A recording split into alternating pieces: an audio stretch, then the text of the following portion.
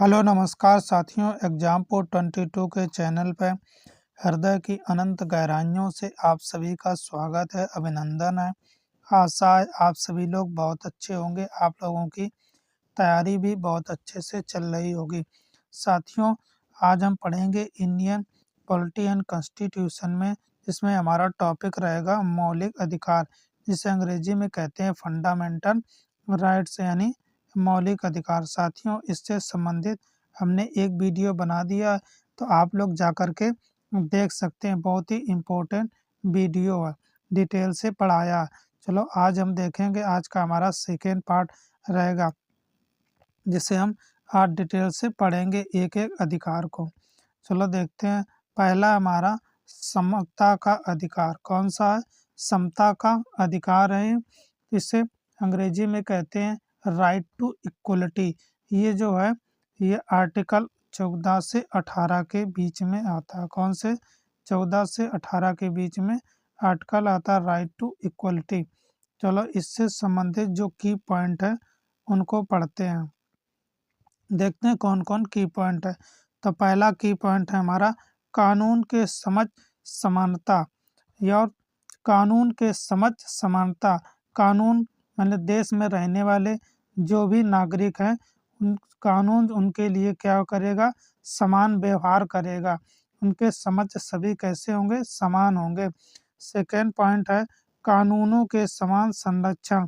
कानूनों के समान संरक्षण। भारत में जो भी कानून लागू है नागरिकों के लिए, उनके लिए जो भी कोई भी जाति का, कोई भी धर्म का हो, किसी भी लिंग का हो, जन्म स्थान से समान व्यवहार करेगी, समान संरक्षण प्रदान करेगी। ये आर्टिकल किसमें आता? आर्टिकल 14 में ये कहा गया कि कानून सभी के लिए समान होगा, सभी को समान संरक्षण प्रदान करेगी। आइए नेक्स्ट पॉइंट देखते हैं कौन सा रहेगा। अगला पॉइंट क्या है, चलो देख लेते हैं। नेक्स्ट पॉइंट है हमारा धर्म, मूल वंश, जाति, लिंग, जन्म स्थान के आधार पर भेदभाव का निषेध। धर्म के आधार पर आप किस धर्म के हैं ये कानून नहीं देखेगा।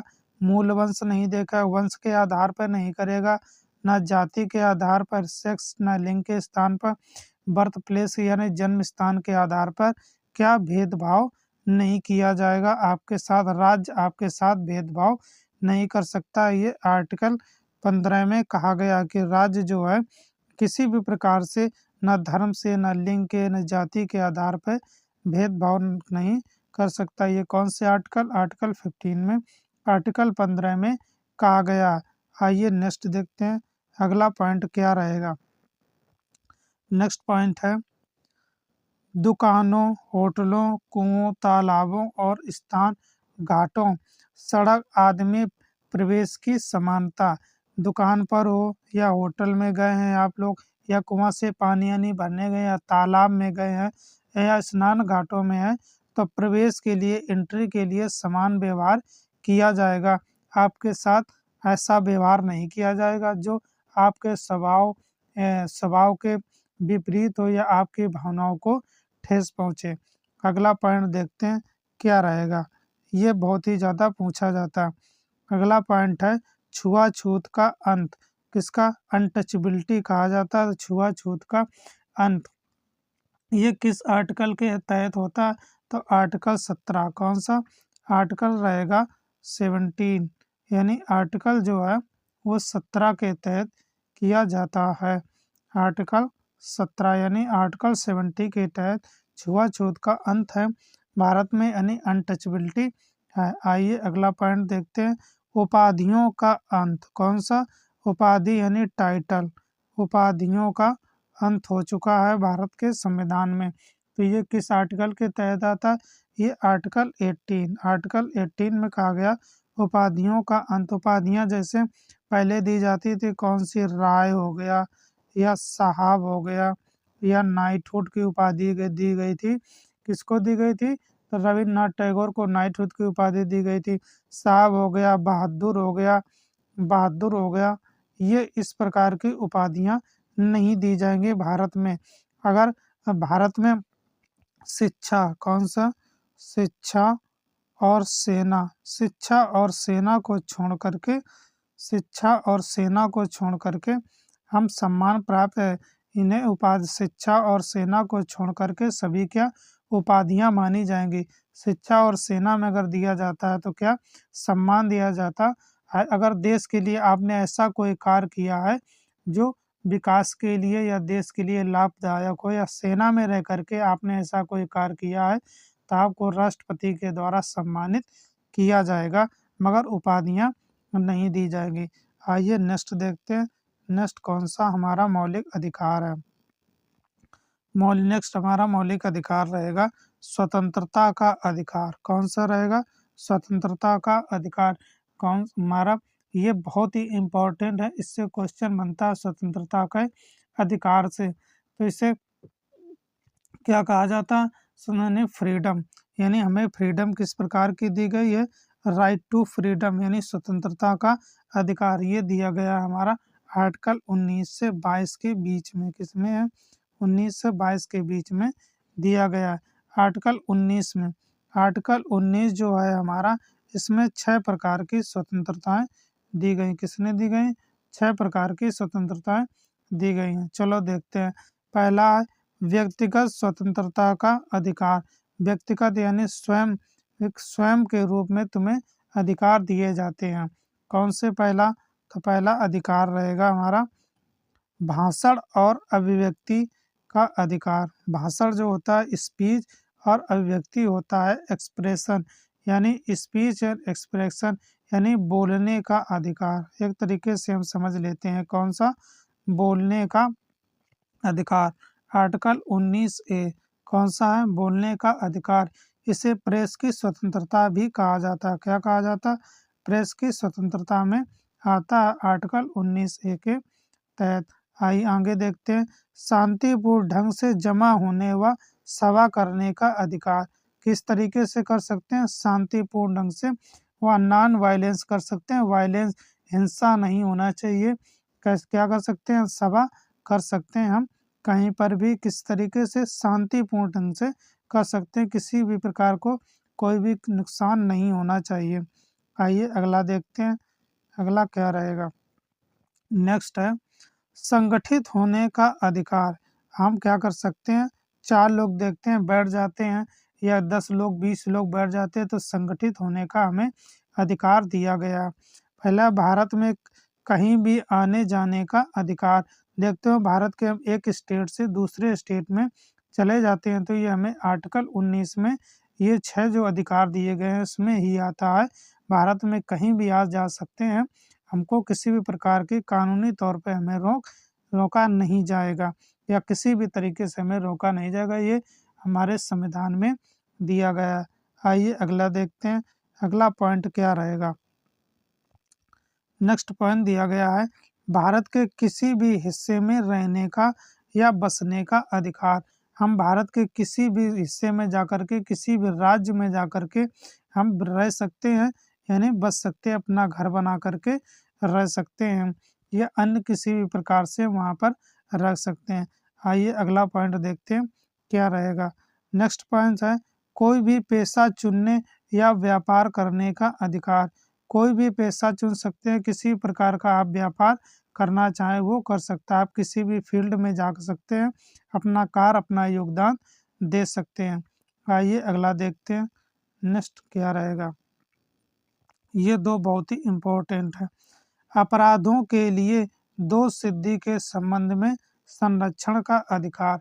इसमें क्या दिया गया? दोष सिद्धि के संबंध में, अगर आपने ऐसा कोई अपराध कर दिया है जिसमें आपको क्या दिया, ऐसा कोई अपराध किया है, आपने दोष किया है, अपराध कर दिया है, इसमें आपको कानून संरक्षण देता है। क्या क्या संरक्षण देता है? इसमें देता है कि अगर आपने कोई अपराध किया तो जब तक आपका दोष साबित नहीं हो जाता है, आप अपराधी नहीं कहलाएंगे। या अपराध कर दिया है तो देश के अंदर जो भी प्रेजेंट टाइम में कानून लागी उसी के अनुसार आपको क्या दिया जाएगा? आप उस दंडित किया जाएगा। पहली बात, आप मनपसंद अपना वकील कर सकते हैं, ये आपको संरक्षण प्रदान करता है कानून। और इसके बाद स्वयं के खिलाफ आप गवाही नहीं, बाध्य नहीं किया जाएगा गवाह देने के लिए, ये संरक्षण प्रदान करता है और एक सजा के लिए आपको एक ही बार एक एक एक अपराध के लिए आपको एक ही बार सजा दी जाएगी। आइए नेक्स्ट देखते हैं क्या रहेगा। जीवन की रक्षा और दैहिक स्वतंत्रता का अधिकार, ये दिया गया है किसमें, जो अपराधों से संबंधित है। ये आर्टिकल हमारा था कौन सा, आर्टिकल 20 के तहत। और दैहिक स्वतंत्रता ये कौन सा था, आर्टिकल 21 के तहत दैहिक स्वतंत्रता। इसमें कई प्रकार की स्वतंत्रताएं होती हैं, जैसे अच्छा पर्यावरण, शादी संबंध करना अच्छे से, कहीं भी विदेशों में भी जा सकते हैं, रह सकते हैं। और इसमें हमें अपने जीवन की स्वतंत्रता भी प्राप्त होती है। इसमें क्या होता है कि आप इसमें अगर दैहिक स्वतंत्रता में और क्या होता है इसमें, जैसे कि हमें अगर मृत्यु मिलती है या तो कैसे मिलेगी, या तो हमें नेचर यानी प्रकृति के द्वारा प्राप्त होती, या कानून विधि के तहत हमको कोई मौत की सजा सुना दी जाए वही होगी। और दैहिक स्वतंत्रता में और भी कानून कई प्रकार के आते हैं इसमें स्वतंत्रता में। आइए देखते हैं, ये आर्टिकल 21 के अंतर्गत आता है दैहिक स्वतंत्रता, ये याद रखेंगे। जैसे जीवन रक्षा में, जैसे पर्यावरण अच्छे मिले हमें, और हमें स्वास्थ्य भी दवाएं अच्छी मिले, हवा भी अच्छी मिले, ये सब स्वतंत्रता दैहिक स्वतंत्रता के अंतर्गत आता है। आइए नेक्स्ट देखते हैं, अगला हमारा कौन सा रहेगा पॉइंट। अगला पॉइंट है, अच्छा पॉइंट है, चलो देखते हैं। अगला पॉइंट है हमारा शिक्षा का अधिकार। ये बहुत ही इम्पोर्टेंट, इससे क्वेश्चन पूछा जाता है। ये कौन सा है, इसी में देख आर्टिकल 20 में आता है, आर्टिकल 21 में। तो आर्टिकल 20A के अंतर्गत शिक्षा का अधिकार, राइट टू एजुकेशन। इसमें क्या कहा गया है कि शिक्षा जो है कैसी हो जाएगी, फ्री टू कंपल्सरी निःशुल्क और अनिवार्य शिक्षा दी जाएगी, जिसमें 6 से 14 वर्ष के बच्चों के लिए कैसी शिक्षा रहेगी, निःशुल्क रहेगी और अनिवार्य शिक्षा रहेगी। ये किस संविधान संशोधन से हुआ था, तो 86वां संविधान संशोधन हुआ था इसी के लिए, शिक्षा का अधिकार में। आइए अगला देखते हैं। नेक्स्ट पॉइंट है अभिव्यक्तियों और सजाओं से पाए लोगों को अधिकार। जो भी अभिव्यक्ति या आप कहने के लिए कह सकते हैं, या जो भी सजा मिलती है, अभिव्यक्तियों और सजा पाए लोगों के अधिकार इसी के अंतर्गत आते हैं आर्टिकल। आइए अगला देखते हैं, नेक्स्ट क्या रहेगा हमारा अधिकार। ये बहुत अच्छा अधिकार है, चलो देखते हैं। शोषण के विरुद्ध का अधिकार, इसे क्या कहते हैं साथियों, शोषण।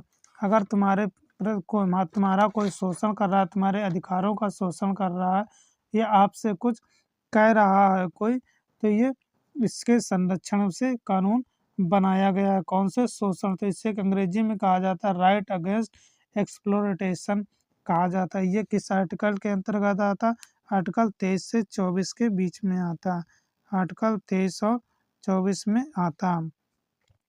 चलो देखते हैं कौन कौन। मानव के दुर्व्यवहार और बंधुआ मजदूरी पर रोक। पहले साथियों बंधुआ मजदूरी बहुत ज़्यादा होती थी, क्या होती, जबरदस्ती काम करवाना और पैसे भी नहीं देना, इसे बंधुआ मजदूरी के अंतर्गत आता है। आइए नेक्स्ट, जोखिम वाले कामों में बच्चों से मजदूरी पर करने पर रोक लगाना। क्या कैसे, जोखिम भरे कार्यों में जिससे उनके शारीरिक या मानसिक तौर पे उनको नुकसान पहुंचता, ऐसे कार्यों को बच्चों द्वारा नहीं करवाया जाएगा, इस पर रोक लगा दी गई है। ये किसके विरुद्ध आता है, शोषण के विरुद्ध आ जाता है। आइए अगला क्वेश्चन देखते हैं, अगले कौन सा रहेगा, अगला देखते हैं। अगला है हमारा धार्मिक स्वतंत्रता का अधिकार। धर्म से रिलेटेड है, यानी रिलीजियन से रिलेटेड है, right to freedom to religion. ये आर्टिकल किससे आता है, 25 से 28 के बीच में आता है। कौन सा 25 से 28 के बीच में आता है, कौन सा हमारा राइट टू फ्रीडम रिलीजियस, यानी धार्मिक स्वतंत्रता का अधिकार है। आइए नेक्स्ट क्या क्या इसमें पॉइंट है। आस्था और प्रार्थना की आज़ादी, किसी भी धर्म में किसी भी धर्म के प्रति आप आस्था रखते हैं या किसी भगवान को आप मांगते हैं तो उसकी प्रे कर सकते हैं, प्रार्थना कर सकते हैं। आइए नेक्स्ट क्या पॉइंट रहेगा, धार्मिक मामलों के प्रबंधन। अगर हम कुछ धार्मिक मामलों में हम जैसे कोई मंदिर हुआ या जो भी पैसा आ रहा है उसमें टैक्स नहीं लगाएगी सरकार, हम वही पैसे उसे मंदिर को बढ़ाने के लिए या उसी पर खर्च कर देंगे, तो ये हो जाएगा धार्मिक मामलों के प्रबंधन। आइए नेक्स्ट पॉइंट देखते हैं, किसी विशिष्ट धर्म किसी विशिष्ट धर्म की अभिवृद्धि के लिए की लिया कर दी अदायगी की स्वतंत्रता। तो साथियों, जो भी पैसा आ रहा है या कोई भी धर्म से रिलेटेड जो भी पैसा चढ़ावा आ रहा है या मंदिरों में हुआ या मस्जिदों में हुआ, सब पैसा क्या हो जाएगा, जो भी है सरकार उस पर टैक्स नहीं लगाएगी और वो पैसा उसी मंदिरों में विकास के लिए लगा दिया जाएगा। और धार्मिक मामलों प्रबंधन से संबंधित होता है साथियों कि जो भी हम अनुष्ठान करना चाहते हैं, धर्म से संबंधित भंडारा हुआ जो भी हुआ तो हम कर सकते हैं या प्रचार प्रसार उसका कर सकते हैं। इसलिए हमें स्वतंत्रता दी गई, अपने धर्म की प्रचार प्रसार करने की आज़ादी भी है और प्रचार प्रसार करने की आज़ादी है, और उससे संबंधित हम कोई भी अनुष्ठान या करना चाहते हैं तो कर सकते हैं। और अभिवृद्धि मतलब होता है उसको बढ़ावा देना, तो बढ़ावा भी हम दे सकते हैं। आइए नेक्स्ट पॉइंट क्या रहेगा, नेक्स्ट पॉइंट है कुछ शिक्षण संस्थानों में धार्मिक शिक्षा या उपासना में उपस्थित होने की स्वतंत्रता। पहली बात, किसी भी धार्मिक स्कूल में धार्मिक शिक्षा, किसी भी स्कूल में जो राज्य द्वारा चलाए जा रहे हैं उन्हें धार्मिक शिक्षा नहीं दी जाएगी, मान्यता प्राप्त नहीं है। अगर कोई भी धार्मिक कार्यक्रम हो रहा है तो उसमें बच्चों को या किसी भी को जबरदस्ती बैठाना नहीं जाएगा या जबरदस्ती उसे ये बात मनवाई नहीं जाएगी कि आप धार्मिक कुछ कार्य करवा रहे हैं, तो बच्चों को रोका जाए वहाँ पर और बच्चों को बताया जाए। अगर उनकी इच्छा होगी तो रुकेंगे, नहीं इच्छा होगी तो नहीं रुकेंगे, वहाँ से जा सकते हैं। आइए देखते हैं नेक्स्ट, देखते हैं नेक्स्ट कौन सा रहेगा, सांस्कृतिक एवं शैक्षिक अधिकार। कौन से पूछे गए, सांस्कृतिक और शैक्षिक अधिकार। ये कौन से अधिकार से किस आर्टिकल के अंतर्गत आते हैं, तो आर्टिकल 29 से 30 के बीच में आते हैं, दो आर्टिकल के अंतर्गत आते हैं, आर्टिकल 29 से 30 के बीच में। तो इसे कहते हैं cultural and educational rights. Cultural यानी सांस्कृतिक, एजुकेशन यानी शैक्षणिक। चलो देखते हैं कौन से इसके दो पॉइंट, अल्पसंख्यकों की भाषा और संस्कृति के संरक्षण का अधिकार। भारत में कई प्रकार के अल्पसंख्यक आबादी रहती है, जहाँ पर भाषा यानी लिपि और संस्कृति, कई प्रकार की भारत में संस्कृतियाँ हैं और कई प्रकार की भारत में लिपियाँ हैं, तो उसको संरक्षण प्रदान आप कर सकते हैं, इसमें सरकार आपकी मदद करेगी। सेकेंड पॉइंट देखते हैं, अल्पसंख्यकों को शैक्षिक संस्थाएं स्थापित करने का अधिकार। जो भी अल्पसंख्यक समुदाय के लोग हैं वो अपनी भाषा को, अपनी संस्कृति को, अपनी लिपि को बढ़ावा देने के लिए शैक्षणिक संस्थान स्थापित कर सकते हैं। इसमें सरकार आपका मदद करेगी, इससे भेदभाव नहीं करेगी। अल्पसंख्यक में जो माइनॉरिटी हैं, माइनॉरिटी में जैसे हमारे इसमें आ जाते हैं ईसाई लोग आ जाते हैं, ईसाई हुआ, बुद्ध हुआ, बौद्ध हुआ, बौद्ध धर्म हुआ, कौन सा हुआ, बौद्ध हुआ, इसके बाद हमारा जैन हुआ, जैन भी इसी में आ जाते हैं, ईसाई लोग भी इसी में आ जाते हैं, क्योंकि हिंदुस्तान में सबसे ज़्यादा हिंदू आबादी रहती है, तो ये तो मेजोरिटी में हो गए और ये सभी लोग माइनॉरिटी में आ जाते हैं।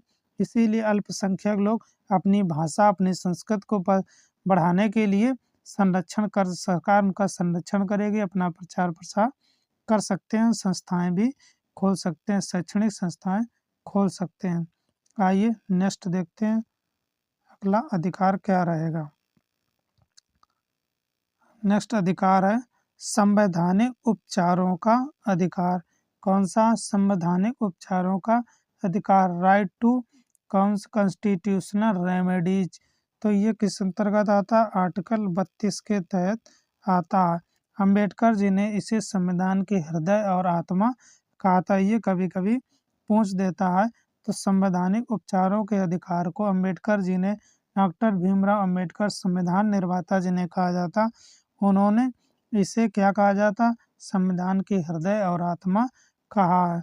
चलो देखते हैं क्या पॉइंट है इसमें। है मौलिक अधिकारों को लागू करवाने के लिए न्यायालय में जाने का अधिकार।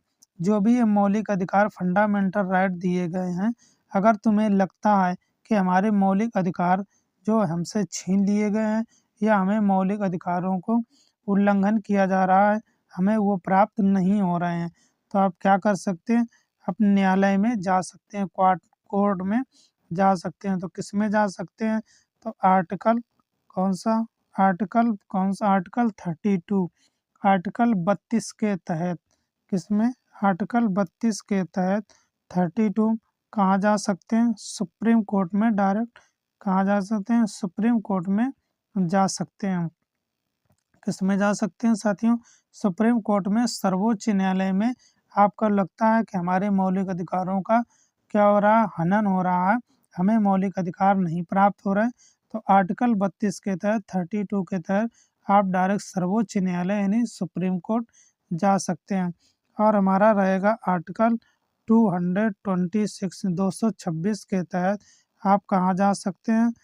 हाई कोर्ट में जा सकते हैं, उच्च न्यायालय में जा सकते हैं अपने मौलिक अधिकारों को मांगने के लिए। अपने अगर आपको लगता है सरकार, राज्यों के द्वारा हमें ये मौलिक अधिकार नहीं प्राप्त हो रहे हैं, तो आप सुप्रीम कोर्ट जा सकते हैं आर्टिकल 32 के तहत, और 226 के तहत हाई कोर्ट जा सकते हैं। तो कोर्ट क्या करेगी? कोर्ट 5 प्रकार की रिट जारी करेगी। कौन से 5 प्रकार की रिट जारी करके तुम्हें मौलिक अधिकार दिलाने का प्रयास करेगी? तो ये कौन से? ये जरूर याद रखना, आर्टिकल 32 और आर्टिकल 26 कभी कभी एग्जाम में पूछ दिया जाता है। तो साथियों, हमारी जो मौलिक अधिकार थे इससे संबंधित हमने एक वीडियो बना दिया है, तो आप लोग जा करके देखेंगे तो और अच्छे से समझ में आएगा। तो ये हमने साथियों 8 डिटेल से ये पढ़ा दिया है मौलिक अधिकार।